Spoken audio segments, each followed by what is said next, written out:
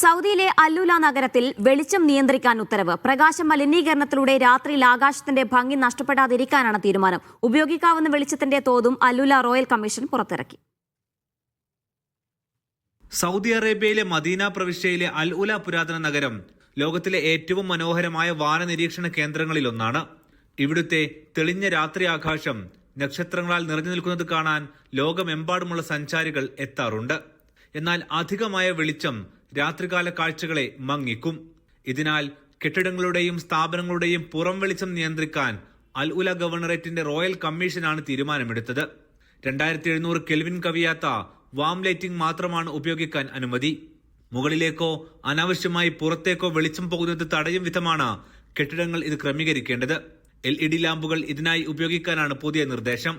ആദ്യഘട്ടത്തിൽ ഇതിനുള്ള ബോധവൽക്കരണം നടത്തും. തുടർന്ന് നിയമ നടപടികളും ഉണ്ടാകും. സൗദിയിൽ മൃഗങ്ങൾ അധിവസിക്കുന്ന റോയൽ റിസർവുകളും അൽ ഉലയിലെ പ്രദേശങ്ങളിലുണ്ട്. ഇവയുടെ സംരക്ഷണവും പദ്ധതിയുടെ ഭാഗമാണ്. Media 1 Medina.